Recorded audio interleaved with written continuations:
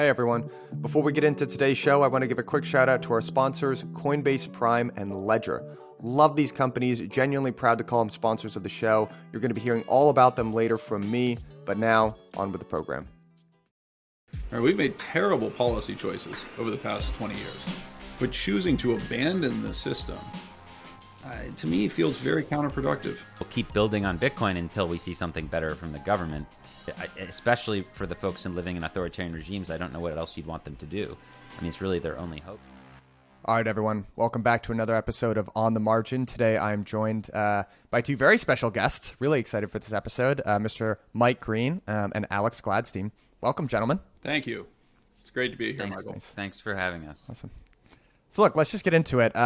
This whole conversation started because I saw this photo on Twitter of the two of you, which, Mike, I was telling you before this we got on the podcast, really warmed my heart because I know there's a bunch of stuff that you guys disagree on, but I just always love to see people who don't share similar views, but they get together, they kind of respect each other and move the conversation forward. So I guess to just kind of frame what we're going to be talking about today, we're going to be covering kind of the future of the monetary system and kind of the two different paths that we could go down, which is the central bank digital currency path and the promise that Bitcoin sort of represents. I know when we talk about a subject like this, there are parts that you guys both agree on, and then there are maybe parts that you disagree on as well. So why don't we start with a part of the conversation that I think you guys do agree on, or views that you both share, which is kind of this idea of the war on cash, basically the surveillance state, and why that might be worrisome or something that we should all be paying attention to. Whichever one of you kind of wants to jump off first in terms of framing that whole situation. Sure, thank you. Look, my perspective is colored by my work, my career, helping dissidents living under authoritarian regimes over the last almost 15 years with the Human Rights Foundation. The reality is that in most countries, money, however you want to understand it, is used to control people, not necessarily to liberate them. And this kind of goes stride for stride with communications and the way that governments have intercepted and controlled not just speech and text, but also increasingly even the idea of thought in let's say the world's largest country, in China. What we have here is a society that's digitizing, and as it digitizes, we went from basically all of our communications and transactions being by their very nature private to all of our communications and transactions by their very nature being part of a surveillance machine. And the part that concerns me here is not necessarily speech, where I feel like the cultural war over encrypted messaging is kind of won, and even as of a decade ago, people like Michael Hayden, for example, thinks that all Americans should use encryption, and I think generally speaking, we see the value in encrypted messaging for not just the software that we use, but also just generally our lives. For me, the next question is with regard to private money and private transactions, and that culture war is just getting started. And I think that we're gonna see some of the same arguments used against private money that we saw used against private speech. If you look at the early 90s, of course, the Clinton administration, but our current president Biden was very against this idea of PGP, or the ability of two citizens to use a PC to communicate privately with one another. They really threw the book at Phil Zimmerman and all the other cypherpunk activists. They ended up losing, thankfully. And you know what? Encryption ended up powering the open web and Silicon Valley and a lot of these big apps we use today. So it was great to see encryption win there. But when it comes to money, we're kind of at the beginning of this big macro trend where increasingly the transactions that we make are not bearer instrument transactions anymore. They are either shifting entries on a digital ledger, or perhaps, as you mentioned with central bank digital currencies, transactions of a direct liability of a central bank. Now, what's a little scary is that even in advanced democracies, it does not appear that our leaders want to necessarily protect these rights when it comes to privacy and money.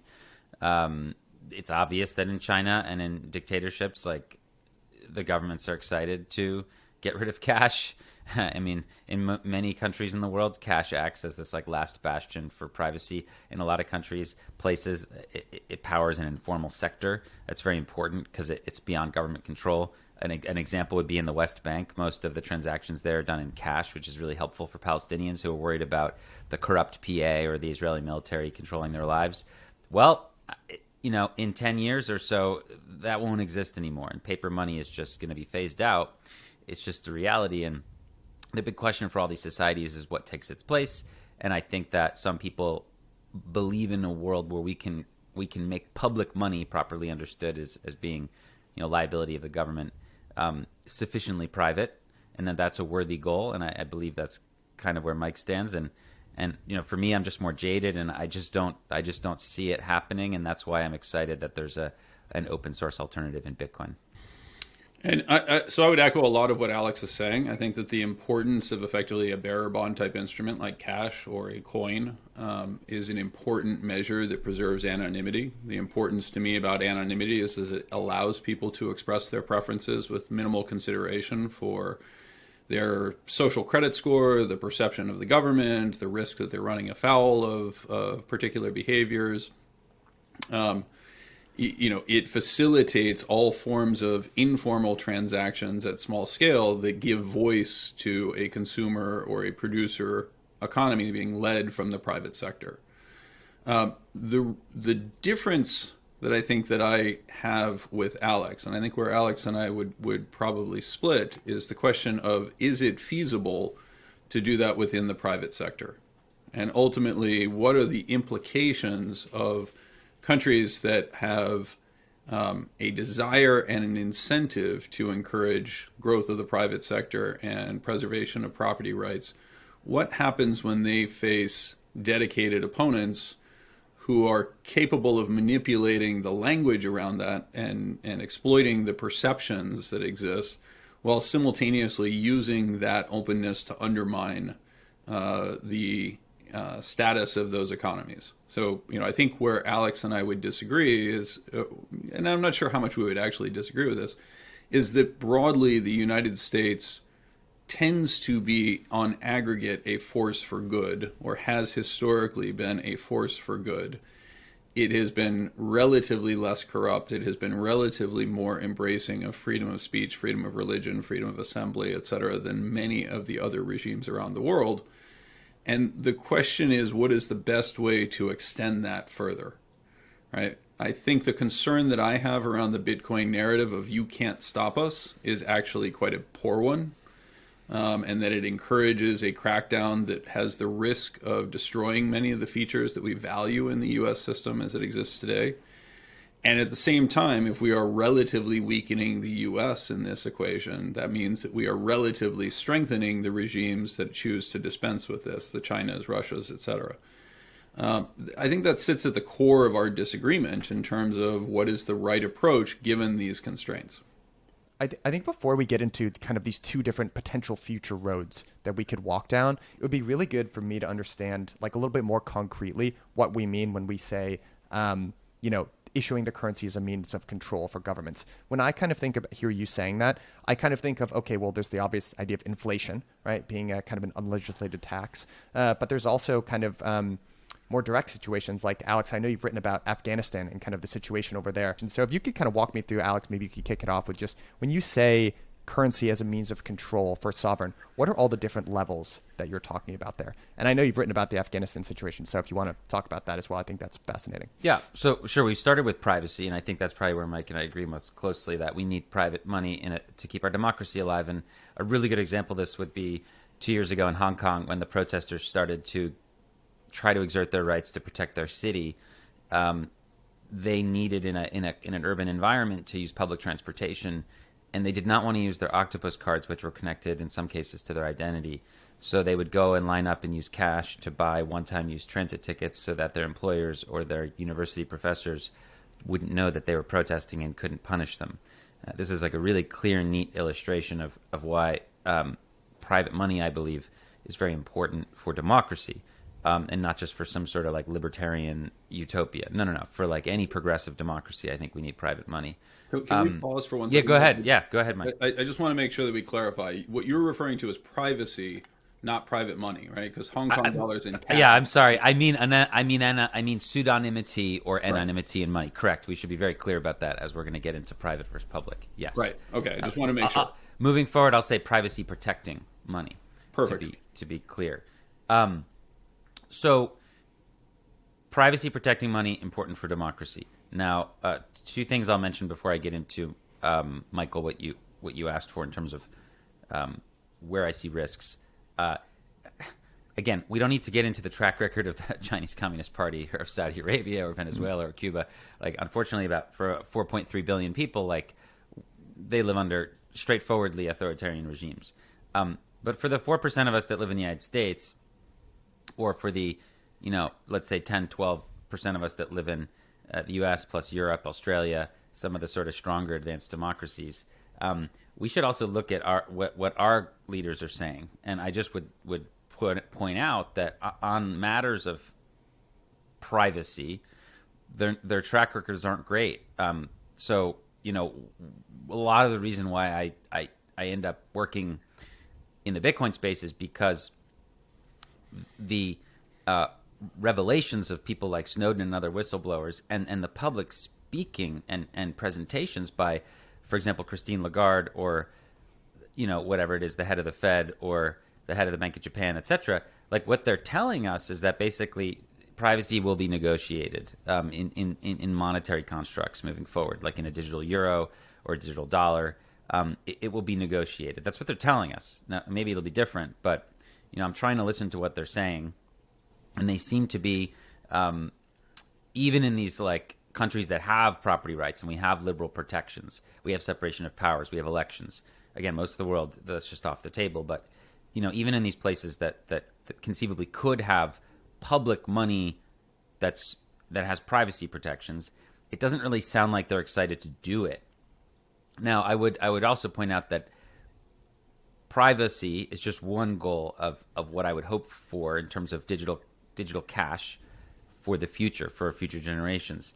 The cypherpunks and the early people who built what Satoshi Nakamoto later would have eventually wrecked Bitcoin on top of was a huge body of work that yes, it did 100% focus on quite a bit on privacy. However, it's also important to point out that the risks of central bank digital currencies and of increasing centralized control of money also include other problems. Now, those would include social engineering, expiration dates on money, negative interest rates, and currency debasement.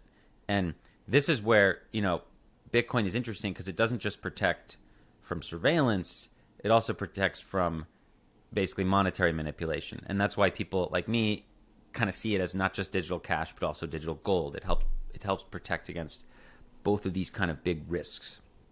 So that's why for example, I'm not like super into a lot of the privacy coins, let's say, particularly because they lack the digital gold element, which I do believe will be important in the long run. So when we have this risk of central bank digital currencies, I'm not simply concerned with the surveillance element. I'm also concerned with the element of, let's say, debasement, or if you prefer, devaluation, because we're not talking about coins anymore.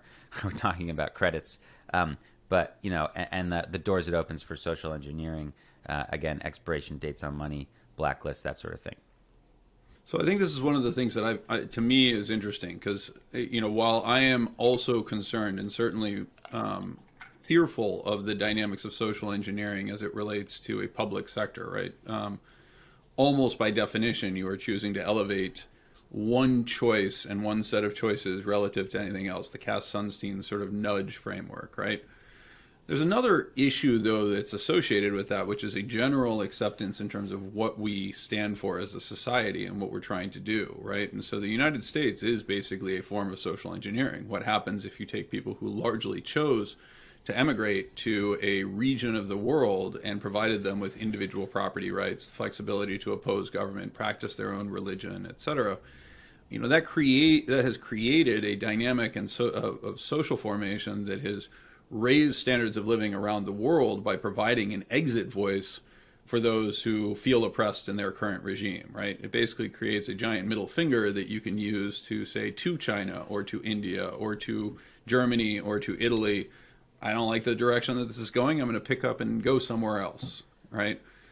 So I think that we have to be somewhat careful in deciding the absolutist sense of like, is social engineering good or bad coming from the public sector, and embrace the idea that if we set up a system of, rule by law, where that law is written, defined, determined in a court system with checks and balances, that broadly is something that we should be encouraging, not discouraging. Could you maybe let's put some semantics on that then? How would we actually differentiate what probably you and I view as a threat in China in terms of what they might call the social credit system? How are we differentiating that, a system where your political beliefs and statements dictate your ability to use money? How are we differentiating that from like being a citizen in the United States? Those seem very different concepts to me, right? I do think that they're broadly very different concepts, although I would argue that we also have social credit systems called FICO scores, right? And so, I object to the the universal nature of FICO scores. I object to the fact that, we treat certain forms of debt as non-dischargeable even when you enter into them as a minor, right? So, typically the two largest sources of debt that people obtain are student loan debt and housing debt. Student loan debt is non-dischargeable under many of our current rules, and yet those are contracts that are being entered into in many situations by young people who have no mechanism to evaluate the claims that are being made against it, right? So there are all sorts of problems that exist both on the public side and on the private side, where it feels like there's unquestionably a breakdown. This is where we don't have these discussions around what are we trying to accomplish. Okay, what are we actually trying to do?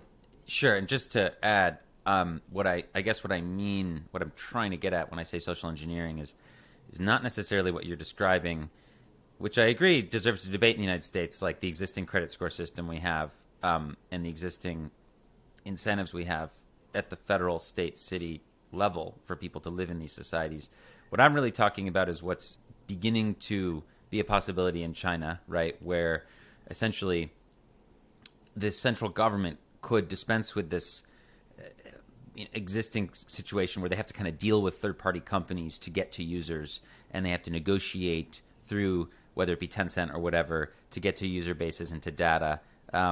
But rather that they could have this just like direct knob, and they could be like, oh, there's dissent in the auto industry. Well, let me just turn this button and deposit 1,000, RMB of credit or whatever into every single auto worker's, pocket so that they stop protesting. Like, I guess I'm talking about a much more advanced version of social engineering, which would allow, incredibly elegant monetary discretion in terms of just being able to like pump certain sectors of the economy through direct stimulus, but also blacklist huge sectors of the population, whether it be ethnic groups or whatever. That's what I really mean by the scepter of social engineering. I don't know if you want to reflect on that. Well, so the way I would just describe it is first of all, I agree that that's an extreme form of social engineering, but I would highlight that any form of incentive that is created by the public sector for either compliance or positive externalities, again, the Cass-Sunstein sort of nudge framework, right? There's beating people over the head with a stick if they don't do what you want them to do, and there's hey, here's a reward system, right? Now, China would present its social credit score as a reward system. If you do the right things, if you behave in the right way, if you talk to the right people, if you say the right things, then you will receive benefits that exceed those that are received by people who engage in poor behaviors. I'm not suggesting that that's a solution. I'm suggesting that that's how they would present that, right? Now, you and I would interpret it differently and say, I feel very uncomfortable with that, but we very much have aspects of that around the globe. If I pay my bills, if I, send my kids to school, if I obtain a certain amount of credit and I repay that on a consistent basis, then I will experience benefits that I otherwise would not, right? What we don't currently allow is inclusion. What are my sexual preferences? What is my race? What is my religious creed, etc.? So those are explicitly prohibited in the form of discrimination protocols that prevent people from discriminating against me on a social credit score system basis. There's no reason that can't be done at the state level as well as being done at the private level. It's simply a matter of choice. You mean in America? Because obviously those things, beliefs, sexual preference, ethnicity, those are part and parcel of the Chinese model, right? 100%.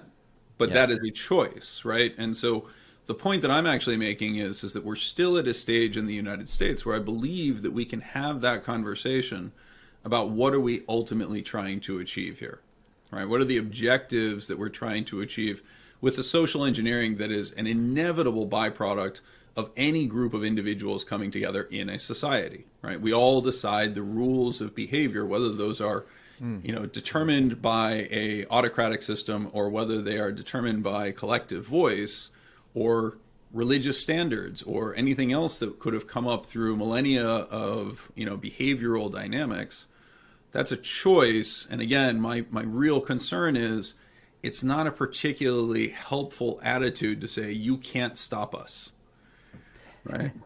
Well, I just to add, I think that, look, again, if one thinks that we can achieve sufficiently pseudonymous or anonymous money provided by the public sector in the form of CBDCs, if one thinks that we can have benevolent social engineering that really does encourage the best and the brightest and the most responsible and continues what I would agree with you in terms of domestically, at least, how America has really provided an incredibly powerful social model over the last 75 years. And if you think that we can create a CBDC that actually protects in some way at least, stability and savings of workers over time, then yes, then it would make sense to have that as your mission.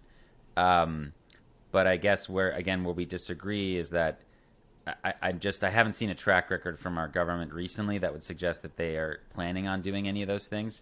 In fact, they're just planning on printing tons of money and increasing their, interest in deplatforming certain people through control and influence on social media companies.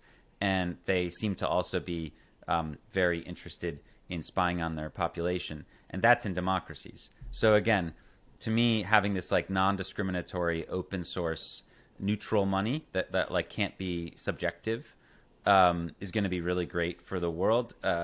Especially for those who have no chance at what you're describing. Again, 4.3 billion people who live under dictatorships and authoritarian regimes, there is no plan for them. I mean, their public money will always be used as a weapon against them. So that's why I think the Bitcoin project is super, super worthy to work on. So when you think about that dynamic, Alex, first of all, I agree with you. There's 4.3 billion people who don't have the opportunity for the same sort of self-actualization that you have in the United States, to a lesser extent in Europe, I would argue, Australia, Canada, et cetera, right? Most of the traditional Western democracies is a strong phrase, but you know what I mean when I say it, right? The question, I guess, is, do we handicap those systems that operate largely in a way that you seem to believe, and I think we share an agreement to this point, have been largely beneficial for individuals and individual freedoms? Do we choose to handicap them, recognizing that the authoritarian regimes, the Chinas, et cetera, of the world don't really care, right? It actually works to their advantage to weaken the relative power and strength of the United States or of Europe, et cetera. Are we effectively empowering those who are working against our stated interests if we target those who might actually allow this to occur, right, in the interest of freedom and self-expression? There's an example I'll give from Russia where Alexei Navalny, who's now in a prison east of Moscow, for years he was campaigning, of course, as a opposition candidate, anti-corruption activist, and his campaign would often get their bank account frozen and harassed, of course. Putin has all kinds of laws against foreign donations to political and organizations and NGOs. So they started using Bitcoin several years ago, and they would receive the money. And their one of their spokespeople has talked about this a lot, the fact that because they started using Bitcoin, the government started easing up a little bit on the sanctions and freezing of the bank accounts, because they knew that if they cracked down with their full might, that the Navalny team would move just entirely to Bitcoin, which is an area they just like couldn't really surveil as easily or control. So the implementation of Bitcoin, the use of Bitcoin, acted as a check on the government trying to kind of on its worst desires, I would say. So I'm not sure that if you carry this over to the West and where we are in America, I'm not sold that Bitcoin will necessarily destroy the system. I think it could actually put a check on some of the CBDC plans, the fiat monies, and could actually steer them in a better direction. Like if there is preference from the society, as demonstrated by tens of millions of Americans owning Bitcoin, etc., if there's preference for this kind of money, then maybe the government takes a hint and decides to bake in more privacy, decides to I don't like, somehow preserve savings of the citizens a little bit better, and maybe chill out a little bit with the deplatforming. I mean, if they do that, then there'll be less desire for Bitcoin. I mean, Bitcoin would die tomorrow if people did not need an open source, neutral, debasement-proof currency. Like if public money was really good on all those fronts, I would have no use for Bitcoin. So I do think that the government can actually learn from people's interest in Bitcoin and shape its future monetary tools accordingly.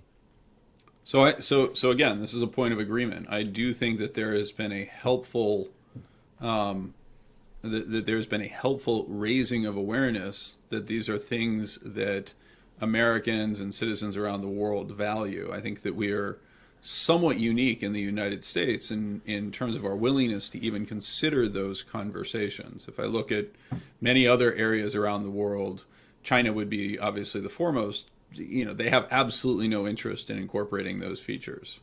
And so again, I think that speaks to the relative robustness of the American system, that we would actually get to a point that senators and appointed regulators, et cetera, would say, no, there's something important here, right? To me, that is really important. The question is, do I actually believe your statement that if the government were to embrace bearer instruments up to a point, let's say they raise the transactions to $25,000, that you did not require KMC, AML sort of framework, similar to the existing $10,000 limit within the banking system, cash transactions were able to persist within a wallet function, et cetera.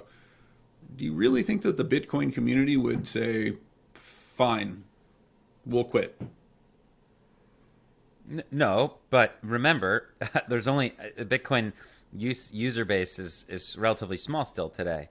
If governments were really interested in keeping their monopoly on money and in let's say a generous view, keeping their in a generous view of what the American government has achieved, I guess historically, of keeping their ability to shape the world in a better trajectory than maybe the Chinese would, okay, then they would preserve that power for longer. If they screw up or if they betray us, then the Bitcoin movement will grow faster, in my opinion. It's just a matter of the time. I mean, look at India. So there's a new study that came out, or a survey rather, that came out the other day, showing that around 10 crore, or basically 100 million Indians, own some sort of cryptocurrency, and that something like 15% of Indians are going to be buying Bitcoin in the next 6 months. And this is a reaction to the terrible inflation in the rupee, but also in this the reaction towards what the government wants to do with this sort of Aadhaar social kind of credit system. There's basically a popular reaction against both surveillance and debasement happening in India, and I don't know how the Indian government would go about stopping that, except if they were to pursue a monetary policy that decreased the value of the currency less and stopped surveillance. But I guess where I'll conclude here is that in all the work I've done over the last 15 years around the world, I just don't see governments stopping their trajectory all of a sudden and saying, "Oh, we'll be less repressive or corrupt." Like I don't have any evidence for that, even in our own country. Although there are many American officials and congressmen and women and policy leaders that do recognize that what we're doing is bad. I just don't know if they can win in the end, which is why I've chosen the open source route. So I guess my question to both of you is, obviously money is a tool of control for government.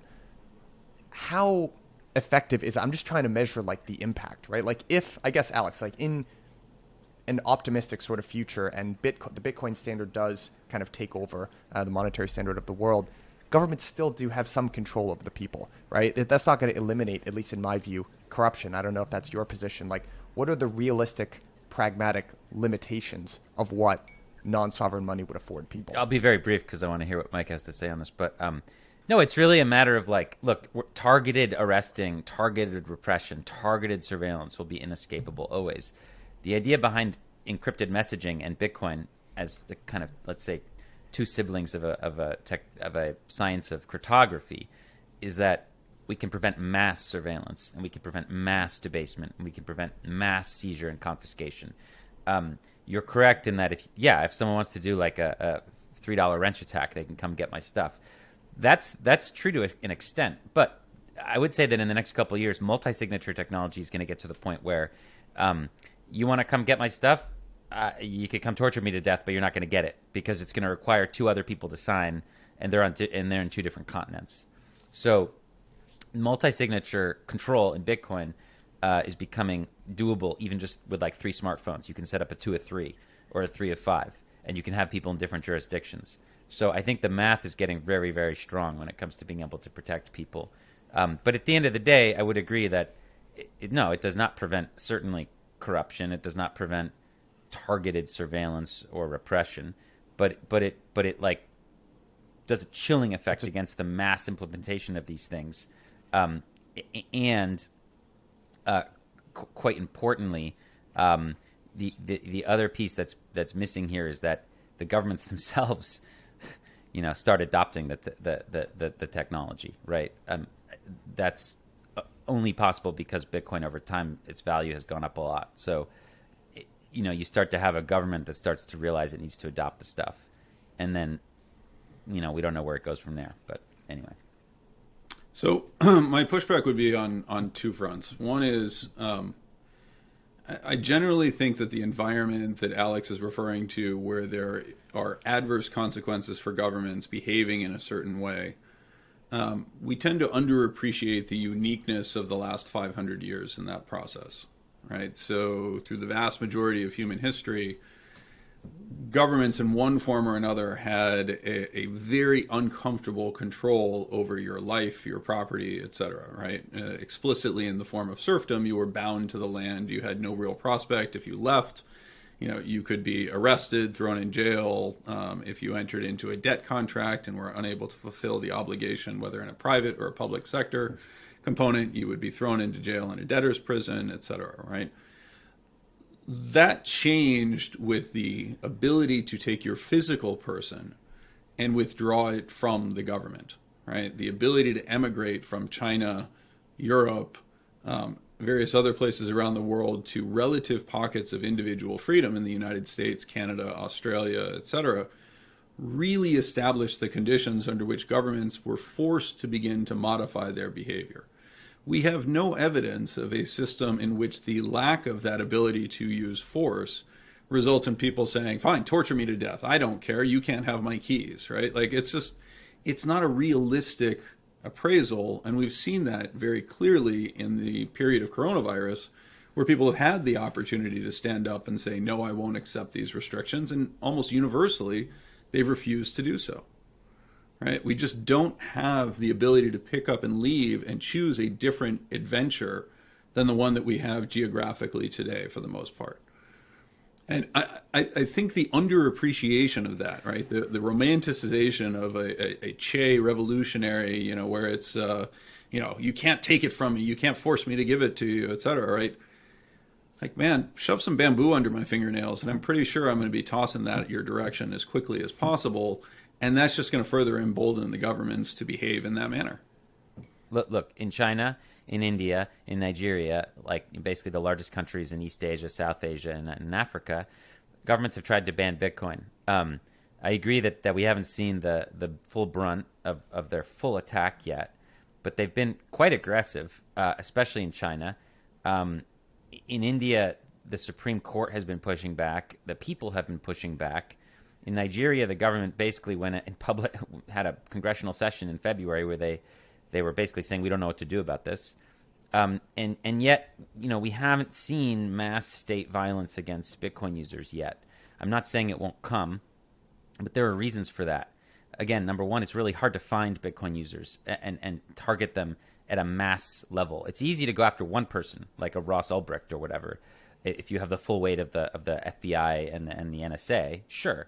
But like to go after 10,000 Ross Ulbrichts is not easy. It's extremely expensive to do that. And secondly, the technology by which you would spy on Bitcoin users is very time consuming, very expensive, and the software itself is getting better. So like for the Nigerian government to hire chain analysis companies to help track Bitcoin use, it's not happening. Like they don't do it right now. It's 2021. Are they going to do it in 10 years? You know what? In 10 years, it'll be useless because we're going to be using Bitcoin in a way that's basically surveillance proof. The software is getting so good that in 2-3 years from now, when you're using Lightning to transact with someone, you won't be able to trace it back to a public key or UTXO or even a footprint on the blockchain. So like the software is getting so good that the surveillance will be really hard to do, except in a super, super targeted, expensive way. So I think that's what I mean by like the fact that the wrench attacks are mitigated. Yes, they will always exist, 100%. But the idea that the government will be able to just like 6102 the population, like we did in America in the 30s, Bitcoin was designed to fight that. Like, you're going to have to come and get me like individually and find me. You won't be able to just like mass penalize 100,000 people anymore. It's too difficult. And that's what the Bitcoin community is trying to build, is a protection mechanism against sort of mass persecution. If I could just actually interject there, the point that I was trying to make, Mike, and I'd be curious to get your response here, is I actually don't think governments really like, especially the U.S. government, doesn't like making those executive order type policies like they did with gold, which was ultimately, an unsuccessful policy. The other example that I would give you is the prohibition, right? I'm not saying people like Bitcoin as much as they like alcohol, but they tried, right? They tried to ban something that was wildly popular. It was a huge failure. The government didn't end up looking great. A lot of negative externalities. So I feel like when governments are trying to make a decision about this, they're actually pretty wary of taking drastic action. For the record, I don't think the government's going to put bamboo up anything. But I don't think they're going to try to forcibly take things. And I guess the question that I would put to you is, I actually don't think the government would probably want to take a drastic enough action against Bitcoin, just because if they had to roll it back, in my opinion, that would be a pretty negative consequence for a government. I don't know what your response is to that. So I guess I would just point out that, gold is at least as detection resistant as Bitcoin, right? I can stick a sizable quantity of gold under my floorboards. I can stick it behind a painting. I can put it in any number of places. And yet they largely successfully drove it out of the exchange by targeting not so much individuals, although they did choose individuals to make an example of, but more broadly, they chose to make it impossible for businesses to use, right? So for commercial transaction, that's actually relatively easy to do, right? If you run a business and you can't explain to me where every transaction occurred under a government surveillance system that incorporates wide-scale transaction taxes, it's pretty easy to enforce on the commercial side, right? Amazon, if you say Bitcoin is illegal, is not going to put at risk their overall business model to transact in Bitcoin with you, right? So I just don't see it in the same way that Alex does, or that you're ascribing to, that the governments don't want to do this. Do they actively want to go out and have to do this? Probably not. Are they willing to? 100%. But could you comment on the attempts to ban or restrict Bitcoin use in Nigeria and India and China? And I mean, ultimately, I think the part of what you're actually hitting on is what is actually important, which is it is going to be the United States that determines this. It's going to be almost impossible for Nigeria or Indonesia or anyone else, unless they're willing to actually fully break off away from a Western banking system, to lock people out in that manner. I think the risk that you run, and this is the point that I just keep raising, is if you approach it from the standpoint of effectively a Shays rebellion saying to George Washington, you can't force us to pay taxes, we just fought a law against this, and I don't feel sufficiently represented in your deliberations, you're going to end up with military enforcement of it. Same way we did in 1783 or whatever it was. Howdy, everyone. This episode is brought to you by Coinbase Prime, the leading prime brokerage solution for all things digital assets, providing secure custody, trading, and financing to an institutional suite of clients. On the retail side of things, I am more than happy to make this endorsement because I have been a customer of Coinbase since the day that I got into crypto. I still keep the vast majority of my assets there, actually, and I do it for one reason and one reason alone, so that I can sleep easy at night knowing that my funds are safe. It's the same reason when family or friends ask me, where should I buy my first Bitcoin? I direct them to Coinbase. And now, finally, when institutions are starting to ask, what's the most safe infrastructure to use? I only point them in one direction, to Coinbase Prime. And the reason that I do that is because it is peace of mind. When it comes to security, everything is top of the line on this platform, and it's a white glove experience to boot. They've been securing client assets at scale for 8 years, which as of Q2 of this year is $180 billion. They have an industry-leading insurance policy, and they're audited by blue chip auditors so that you can sleep easy at night too. So, stop listening to me, click the link at the bottom of this episode, and go check them out for yourself. And when you get there, tell them that I sent you because I love to get credit. When it comes to crypto, security and custody is paramount. Introducing this episode's sponsor, Ledger, your secure gateway to buy, exchange, and grow your crypto assets. I know I've got a smart audience, so I'm assuming/hoping that most of you already have your Ledger hardware wallet, but just in case you don't, this is how I think about it. I wouldn't get into a car if I couldn't wear a seatbelt, and I don't operate in crypto unless I can do it from my Ledger hardware wallet. Crypto is really exciting, but it is still the Wild West. There are lots of risks, and Ledger is the easiest way to make sure that you are still protected. And the best part about Ledger is that you don't need to make any trade-offs between security of your funds and utility of your assets because Ledger has Ledger Live, which is a software that syncs right up to your Ledger hardware wallet, and you can do anything that you'd want to do with your crypto assets. You can easily send and receive, you can buy and exchange, and you can get access to staking. And they've actually started to aggregate some of the best DeFi apps and services out there. Two of my favorites, Paraswap, a decentralized aggregator, and they've got Lido for staking. And stay tuned, I'm going to keep you guys updated. They've got some really cool services coming out soon. Aave, Compound, and 1inch among them. So if you take one thing away from this, guys, please make sure that you're protected in this space. Get yourself a Ledger hardware wallet today and start using the Ledger Live app. Click the link at the bottom of this episode. Thank me later. I want to ask, actually, I want to focus the conversation a little bit more on this idea of central bank digital currencies in general. I guess I'll just speak for myself when I kind of look out at the next 15 or 20 years. And I will say my own opinion is that I don't think the current system that we have is sustainable. I'm just kind of doing the same thing that everyone else is looking at, rising M1 and M2 and some of the problems that we're facing, at least over in the US, and saying, I don't know. I'm listening to guys like Stan Druckenmiller say there's a good chance that the U.S. dollar won't be the reserve currency in 15 years. And I'm saying, okay, if that's the scenario, then what do we replace the reserve currency with? And if it's not the dollar, suddenly every single choice that we have doesn't really seem that probable, right? Could be Bitcoin. Maybe that's one possibility. Maybe it's a basket of currencies. Maybe it's one other fiat currency. My sense is that when I listen to the financial community, they think that that's going to be a CBDC. Maybe it's a US CBDC, maybe it's a digital renminbi, maybe it's some combination. I guess my question, and maybe Mike, I'll direct this at you first, but one of the big problems that I see with CBDCs is that to me it doesn't seem to really fix any of our problems. It actually almost exacerbates a lot of the problems, both that we're seeing in terms of governments and central banks manipulating interest rates. I think that only gets worse under a CBDC. And it also disintermediates the commercial banking system, right? I don't think the Fed probably wants a direct banking relationship with all the citizens in the US, and they kind of like having a strong commercial banking system. So I guess when you look out into the future, right, like let's say it's not going to be the dollar, do you think a US-based, at least CBDC, is viable? I don't know. What are your thoughts there?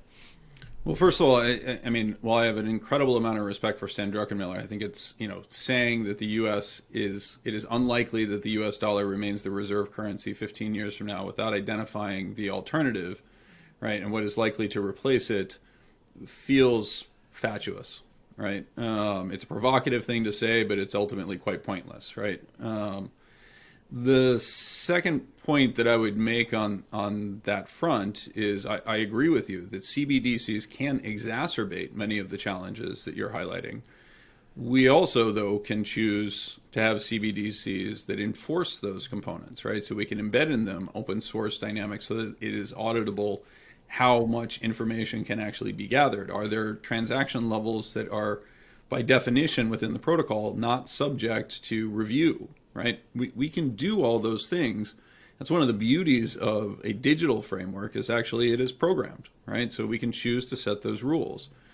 I think, unfortunately, by copping out to the dollar's going away, therefore it really doesn't matter, we can just assume another asset is going to take over. We're missing the opportunity to be involved in those discussions.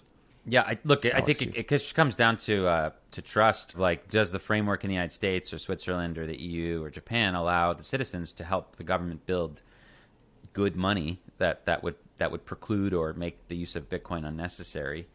I don't see a track record here. Again, we have a government that has been breaking the law, breaking the Constitution to spy on its citizens. That's about to mint the $1 trillion coin.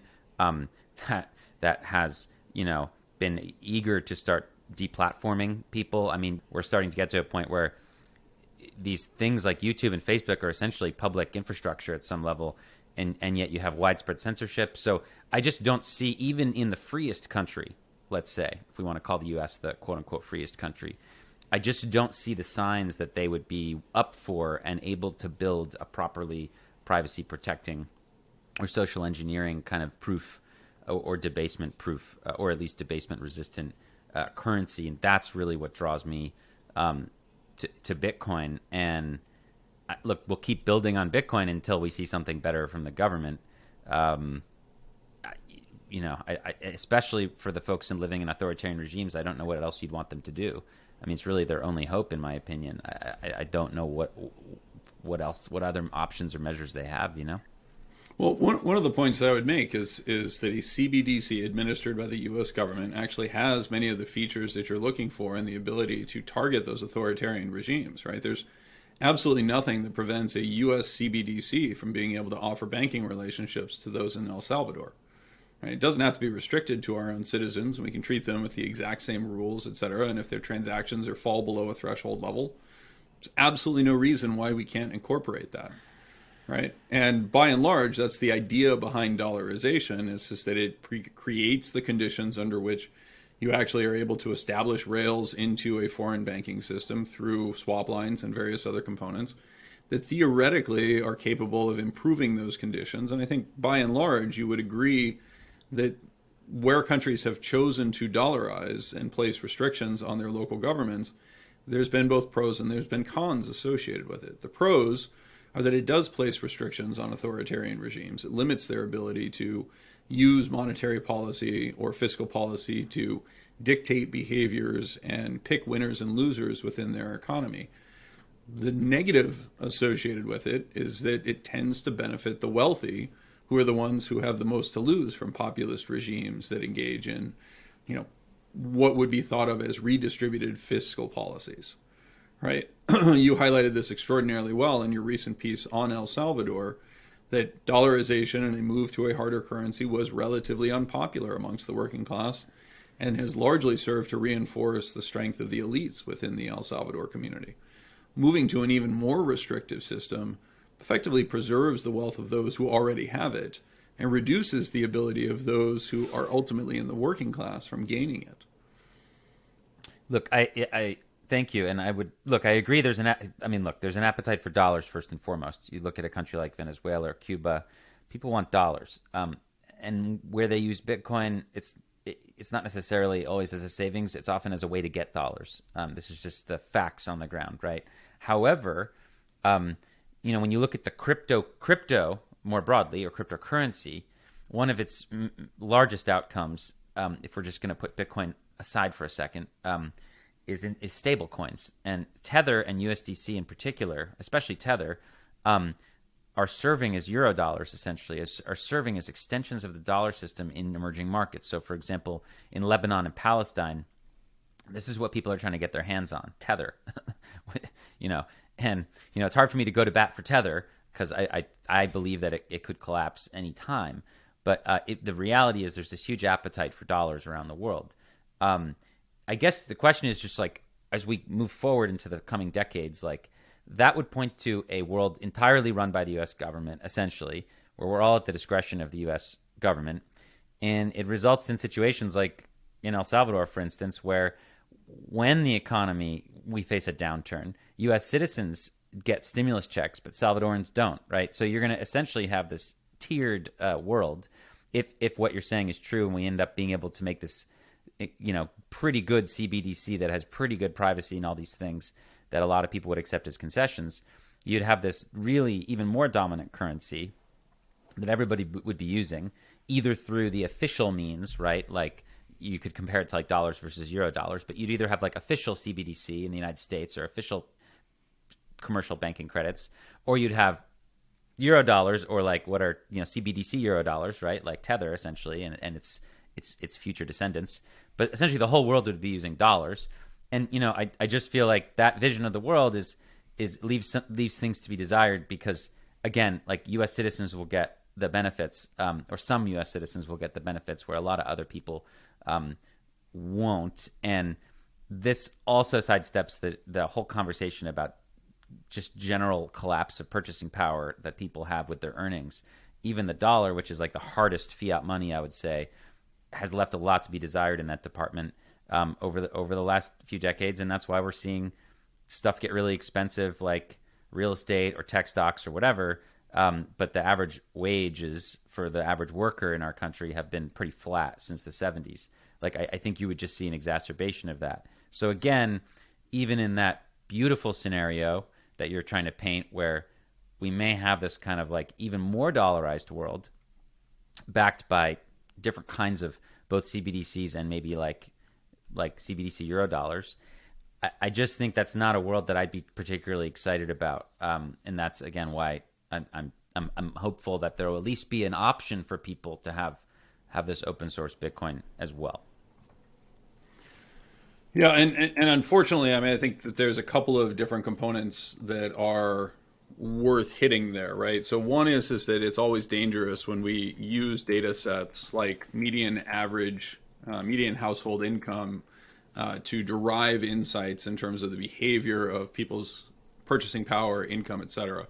I don't think there's any question that the purchasing power of the median U.S. worker has actually expanded dramatically since the 1970s. You certainly couldn't purchase an iPhone. You certainly couldn't purchase a flat panel TV. You certainly couldn't get modern cancer treatments. You didn't have available to you the type of transportations that we have with heated seats and all sorts of wonderful things in the cars that we have. The rates of car ownership have gone up. The rates of ownership of air conditioning, plumbing, et cetera, have all improved over that time period.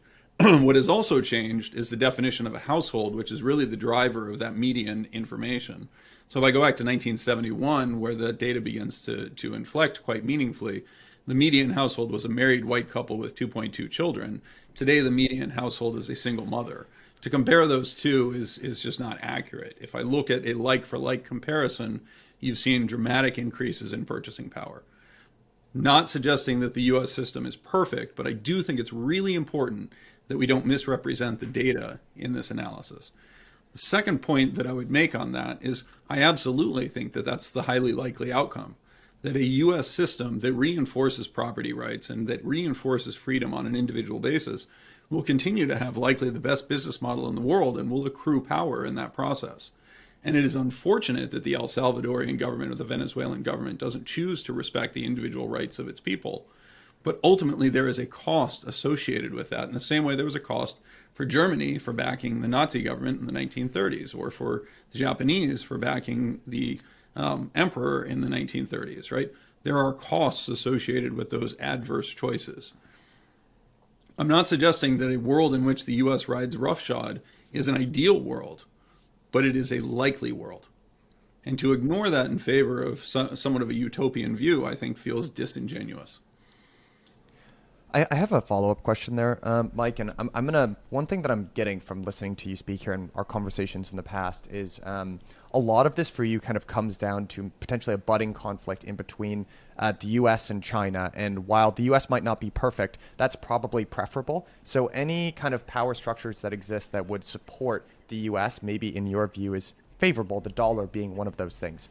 What would you say to the argument that actually crypto being successful and Bitcoin being successful would actually be beneficial to the US? And the reason that I say that is because when I think about the ideologies of Bitcoin and what it actually does, I think that's completely and 100% incompatible with the Chinese government, their need for control, their closed capital account. It's like a whole bunch of reasons why crypto doesn't necessarily work in China.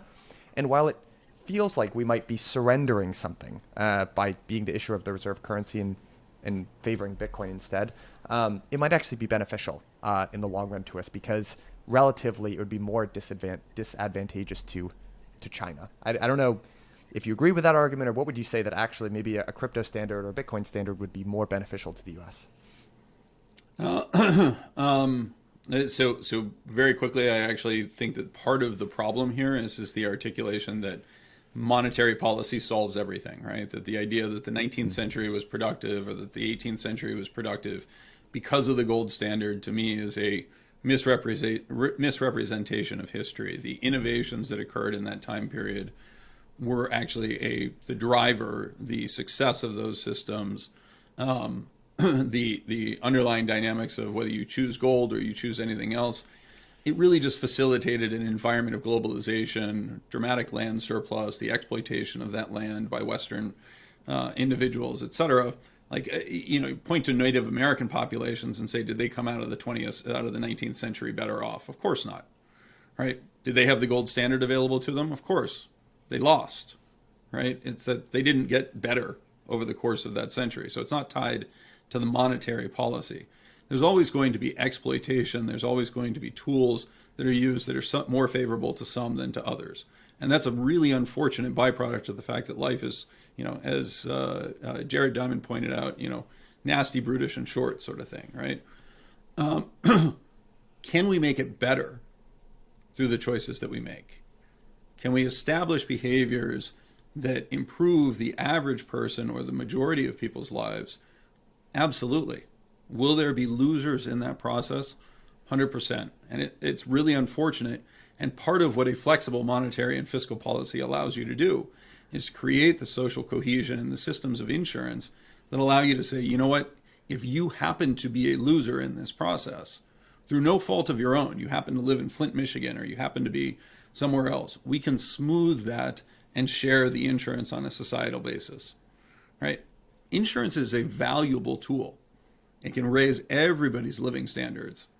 And the resistance to the willingness to do that on a public basis that effectively underpins the libertarian leanings of a Bitcoin can actually drive far more adverse outcomes than they establish, than positive outcomes they could facilitate. Michael, your question, just to respond, also from my point of view, I don't see how tyrannical regimes end up dealing well with the Bitcoin standard. Again, it resonates and underlines with free speech and property rights and open markets. I think crypto will benefit them in many ways, or could. I think all these regimes could make stable coins. All these regimes could design CBDCs that could help them. But ultimately, I don't think Bitcoin helps them at all in the long run. And with regard to monetary policy, because I think that ends up being important, because we probably agree on the privacy stuff. We even agree seemingly a little bit on the social engineering stuff, although I would push back on that it would be good even in a democracy. But the monetary policy thing seems to be where we have the biggest disagreement. I mean, look, in America in the last 2 years, we got what? We got something like 650 billionaires, according to a speech that our president made. I mean, maybe it's not accurate, but he said this a few months ago. 650 billionaires in the United States during the pandemic saw their net worth increase by about 1.2 trillion, and yet 20 million Americans lost their jobs. So, like, monetary policy in our country favors a very small number of people. I understand Mike disagrees with me, but I feel like that's my argument, and it's something I've tried to observe over the last, let's say, 30 years, 40 years. If you've been in defense or investing or insurance or finance or software, you've done really, really well. If you've been in manufacturing or farming, you have not done very well. And, it's true that like the average American now can afford certain things, but like, I just in a personal story, yeah, I saw some of the bills coming through for my father recently, and it was insane for some of these medical bills. Maybe he wouldn't have been able to afford it in the 70s either when he was in Vietnam, but certainly couldn't afford it now. So I don't necessarily know that you can make the case that like things like education or healthcare or investments for the future are easier to afford today for the average American. It just seems like tough. And Bitcoin provides an alternative where literally the money that you're using increases in purchasing power dramatically over time. We don't have a time machine. We can't look at what's in 5 years or 10 years, but like Bitcoin is up a lot for people who've chosen to use it. Now, that's more dramatic if you've lived in a lower income neighborhood or you live in Lebanon or Venezuela. I agree. But really, that's the part of our segment of our population that needs the help the most. And they've been opting into this new kind of money that has appreciated their purchasing power by 10x in the last year, by 50x in the last 5 years, by 5,000x in the last 10 years. So, I don't think that that's going to continue at that same rate, but it's clearly a valuable technology if you can have money that appreciates your purchasing power over time. And it's going to be something people choose. Again, I'm not so sure about the philosophy thing here of like, are you rooting for the dollar's demise? Not really. I hope the U.S. government rights the ship. I'm doubtful that it will, and it would be silly to not plan accordingly. I guess is the philosophy of the Bitcoin community at large, is that we have assessed that the U.S. government will, in its quest to do CBDCs, continue to debase the currency, continue to spy on the people, and start to do more deplatforming and social engineering. Maybe we're wrong, but like that's what I'm seeing right now, and that's in the freest country in the world. Forget all the other countries that seem a lot worse. So that's why I think it's a moral imperative to be pushing towards the Bitcoin standard. I have a question for you, Alex. Two parts of what you just said there. One, there's kind of the moral aspect, and then two, how much is monetary policy the problem? And I would, for the record, I want to be impartial in moderating this, but I'm pro-Bitcoin. I have a lot of Bitcoin. I want it to be successful, but there are some things that I see that kind of worry me. One point of view that I recently have had trouble shaking comes from Alan Greenspan, who used to be a sound money guy, right? And he stopped being a sound money guy because the idea was, what use is honest money if governments aren't going to be honest as well? That's why I was kind of asking you guys before, like, what are the practical limits of how much being the issuer of the currency matters as an idea of control? And one idea that I kind of get, it's kind of like a Bitcoiner community thing. It's also gold community, is if you put speed rails around governments, that will impact their behavior. When a lot of history kind of shows us the opposite. And when we did have a gold standard, like to use one concrete example, in World War II, right? There was a gold standard, and basically all of Europe, I'm speaking more generally than I should be here, but kind of bankrupted themselves to fight this war, right? It wasn't like, oh, we can't really fight this war, so we should just be peaceful because we can't afford it. Everyone was like, screw it, and caution of the winds, and it all happened anyway. So I don't know, what would you respond to that line of reasoning? Because sometimes I hear this idea getting thrown around, and I'm like, I'm not 100% sure I agree with that. Well, in the Bitcoin world, it would be true. Nixon floated the dollar to fight the war in Vietnam and to, for guns and butter, basically. I don't think he could have afforded it had he not floated the dollar. In addition, he had to get people to buy the dollar, even when it was floated. So, he had to hire this bond salesman off Wall Street, Simon, the Treasury Secretary, and they had to figure out a way for foreign countries to buy our debt, even though it was decreasing in value dramatically. But they figured it out. They did a deal with Saudi Arabia, and the rest is history. Now, a lot has changed since then. We had the Saudis go broke. We had the Japanese buy our debt. We had the Germans buy our debt. We had the Chinese buy our debt. Now we're buying our own debt. So the United States government is currently the majority buyer of newly created debt. Mike probably knows better than me. I'm a human rights guy. He's a finance guy. He could probably tell you where that road's going to lead. I'm not sure. But the reality is that Governments will, I agree 100%, do whatever they can when they're desperate. But in a Bitcoin world, there's ultimately a limit to what they can do. I think economies that adopt Bitcoin first will have stronger fiat currency, actually, because it will be backed by Bitcoin, and will be more healthy than ones that aren't. This is going 10, 20 years into the future. And I think the United States has a really good opportunity now to attract Bitcoin mining, to attract Bitcoin industries. And it really is doing this at the moment in a big way, actually. I just got back from a conference in Texas where I saw everybody from Hester Peirce to SEC Commissioner Peirce to Ted Cruz to Cynthia Lummis to a whole bunch of public politicians and policymakers in America being super pro Bitcoin. And I think they realize how strong America could be if we go on this sort of trajectory to be more welcoming to Bitcoin, as our enemies are essentially collapsing on Bitcoin and fleeing away from it. So I think this is a good opportunity for us. But yes, it does make us a government and a society that is more limited in what we can do. We will no longer have the privilege, as the French said in the 60s, of being the world's reserve currency and getting to issue whatever debt we need and having other governments buy it up happily. That won't be the case. We're going to have to make tougher decisions. But I just think that'll result in a better society. I understand a lot of people will argue that'll result in a much worse society, but that's kind of my perspective. I have, sorry, Mike, I want to let you respond, but I've got one more question for you, Alex. Just on the Bitcoin community overall, which, again, I would consider myself a part of. Blockworks is a crypto company. I've been doing this for 4 years. I would say I have a huge emotional stake in the success of this entire industry.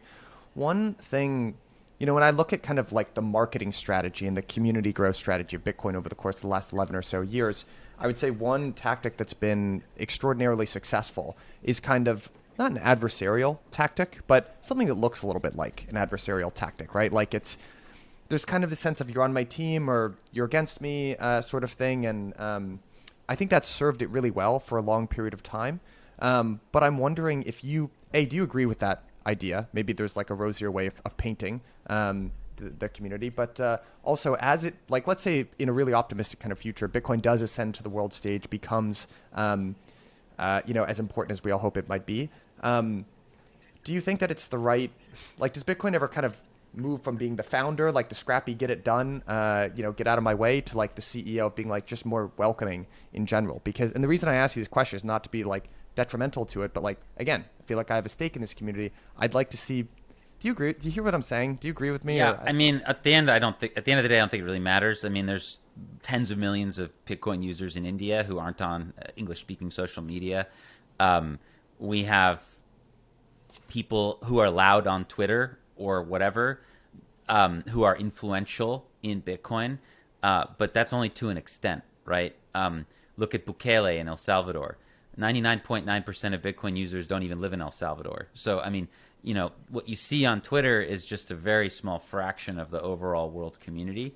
The only thing that unites, quote unquote, the Bitcoin community is 21 million, is the fact that we have entered agreement on a currency that's not going to increase its monetary supply. For everything else, bets are off. People have disagreements on how private Bitcoin should be. People have disagreements on how traceable it should be. People have disagreements on Coinbase and Square, and is it good for banks to get involved? They have disagreements on whether mining companies should go public. Basically, Bitcoiners they have disagreements on the government reaction to the pandemic, to what's happening with the climate. There's vociferous disagreement on literally everything except for 21 million. That's the only thing that unites us. Everything else, it's not clear. And the big thing is that's what Satoshi invented Bitcoin for, was to be an alternative to central banking and to government bailouts of the private sector. It was not done in the revelation of the Snowden files or anything like that. It was done as a direct result of the great financial crisis. And that's what's in the Genesis block. So 21 million unites us, and that's where we will rise or fall on, is this idea of predictable monetary issuance that no humans can manipulate. Do you think Bitcoin should be taxable? Do I think it should be taxable? I mean, again, my opinions don't matter too much, but it depends on the regime. I personally think it should be voluntary legal tender in every country. So in that case, it would only be taxed as income. It would not. You would not have capital gains tax on it based on its value floating against the dollar. But yeah, I think I plan on paying taxes on my Bitcoin. I hope it becomes legal tender in my country. But absolutely, I'm not like some anarchist. I believe in good government, and I think that governments will be forced to start listening to their people more, so they can get their hands on more Bitcoin in the future. Because it's going to be a little harder for them just to like do things like CBDC auto taxing and stuff. Not going to work if a lot of people have opted into the Bitcoin standard. There'll have to be this kind of more robust dialogue between citizens and governments. At least that's my belief. So what is the mechanism that you would expect to use for taxation under a Bitcoin standard? I mean, if you aren't paying your taxes, you're going to get arrested. Like, I don't know what to tell you. Like, do you not think governments will be able to figure that out? Like, I'm not sure. Like, how would that fail? Because they're my private keys. I'm not going to tell you how much I have. I'm not going to tell you how much I earned. Right? Why do I need to do any of that? It's voluntary. Yes, but only as a private. But once you start getting involved in business, being on a board, doing anything in the larger corporate sector, you have to make disclosures that will be. I guess I don't believe you're going to have these like thousands and thousands of mega trillionaires that no one knows about and that don't interact with society. I think that this will trickle down through society, and that people will. There's a social contract. I mean, you want to live in this town? Great, you got to pay X for this town to operate. I really don't see Bitcoin changing that in the future. I think people will make an agreement. Oh, I want to live in this town. I want to pay for my kids to go to this school. Great. How much is it going to cost? Even hardcore libertarians make those trade-offs every day in America. If they try to evade the taxes, eventually they get arrested.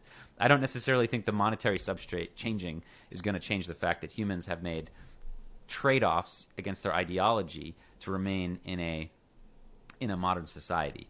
But that's, maybe I'm wrong. Maybe I'm being naive. Well, but I mean, I guess that would actually be part of the point that I'm making is that if you establish 21 million, divided by 7.5 billion people, and some subsegment has 1,000, 10,000, 50,000 Bitcoin, right? Ultimately, those extraordinarily wealthy individuals are the ones that are most able to protect their wealth. They do not have any need to transact. They effectively are able to, they are the ones who are truly able to opt out of the system. I mean, this is a point that I've made over and over and over again. And you highlight again in your piece on Bukele, which is that the working class is the one that tends to be hurt by an external monetary system. Okay. I mean, look, Bezos, in a lot of countries are angry that Amazon doesn't pay taxes or whatever. You have mega billionaires today. You have insane. We have income inequality in America that we haven't seen since the late 1920s. The rich are just getting richer and richer and richer with the fiat system. Those of us in Bitcoin believe that it'll be different in Bitcoin because you won't have monetary corruption at the base. You'll have all of the normal corruption, but you won't have monetary corruption. You won't have the ability for the government to issue more currency to bail out the private sector. That will be. That's a perfect illustration, though, because when you go back to 1929, we were actually on a hard money gold standard, and yet we incurred the greatest levels of inequality we've ever seen. What solved that was actually a weak monetary policy, the devaluation of the dollar, the aggressive taxation of high incomes and wealth. Right, that's what actually led to the relative equality of the 1940s, 1950s, 1960s. That's a subjective interpretation of history. There are a lot of people who believe that we started to go off the gold standard earlier than that, and that is one of the reasons we had such a disastrous era between 1915 and 1930. I'm not an early American historian, though. I would just say that what you just said is subjective and open to interpretation. I would agree that what you said is a very popular mainstream view. I'm not going to dispute it, but I will say there's other interpretations out there. The point is that clearly we disagree a lot on the monetary policy piece. We agree on the privacy piece. We agree partly on the social engineering piece. I think it just comes down to you, Mike, and I'd love to hear you lay out how you're going to, in broad strokes, how would you go about convincing, again, a government that seems not that interested in the privacy of its citizens, not that interested in fighting deplatforming, and not that interested in being more responsible from a monetary policy point of view. how is that government going to be convinced to make a CBDC that respects those things? I mean, if you've got the case, I'm totally willing to hear it, and I would certainly support that. So the way I would argue it, and I have these conversations on a very regular basis. I try everything I possibly can in meeting with monetary authorities or government representatives in the form of senators or congresspeople. Right? I consistently reinforce that this is a benefit, that on a net basis, that we actually benefit from this. These individuals are not particularly sophisticated on a financial basis, right? They don't understand why privacy is particularly valuable when they see privacy largely playing into the hands of criminality, right? Raising awareness as to why we're willing to accommodate some degree of criminality in exchange for the features of privacy, I think is actually a really important component to it. The second thing that I would actually highlight is that withdrawing from that and telling people, you can't make me do something, right, is not exactly the sort of behavior that is going to lead to the positive outcomes you're hoping for, particularly when the authoritarian regimes like China candidly don't care, right? What they ultimately care about is control of 1.5 billion people. Mm-hmm. They don't care about the relative wealth or success of those individuals once they have control of them, right? And so what you're actually describing is a system in which you are arguing that we should be fractured in our conversations in the developed world, the Western developed world, the regions of the world that try to respect individual freedoms, and handicapped relative to those who, quite frankly, couldn't give a damn. Look, I think, it comes down to what you just said in terms of how will citizens react, how will governments react. In the 80s, there was a book I have called The Rise of the Computer State by a New York Times journalist who felt that we were going to face a very troubling few decades with regard to the centralization and digitization of our lives. And he argued for, and this is a lot of what Shoshana Zuboff and many other argue as well, is that to fight surveillance capitalism and surveillance in our society, and to fight even CBDCs, we need aggressive, basically government regulation. That's what this journalist said in the 80s. He said essentially we need to lobby for citizen rights. Now, at the same time, the cypherpunks came out and said, no, we can't trust the government. We have to seize our rights through open source code. Well, thank God the cypherpunks existed, because they did exactly that, and they defeated the government. They defeated the Clinton administration. They defeated the Clipper chip. They defeated Joe Biden. And now encryption, which the government was trying to argue was illegal to export as a munition because the governments had basically controlled encryption for decades as a military secret. The fact that these folks leaked it out and started, printing it on T-shirts and putting it in books and, basically showing the government that you couldn't stop us. The fact that they won and that Phil Zimmerman never actually went to prison is incredible and shows you the power of open source code. So I don't, I get it why you think it's negative to be saying to the government, you can't stop us. But there's also some pride in that. I mean, they couldn't stop us in the 90s. They failed, and it was much to the credit of the United States, actually, that encryption helped a open web boom. I think we're going to, again, here's where we disagree, but I think we're going to repeat the same thing. I don't think they can stop us with Bitcoin. I think they're going to lose. And I think it's going to be to the credit of the United States, an open system based on the Declaration of Independence and based on the Bill of Rights. I think it's going to vibe very well with a Bitcoin society. Whereas I think the dictators that I've been working against over the last 15 years aren't going to be very happy with their inability to control people through the money system. They've become very used to that, and that's going to be taken away from them by the people over time. And I'm very optimistic, I guess. I have a sunny view of the future. Let's put it that way. So I think that's actually a really important component, right? I mean, the success and the reason why Phil Zimmerman didn't go to jail wasn't because they printed it on T-shirts and they broadly distributed it in the open source.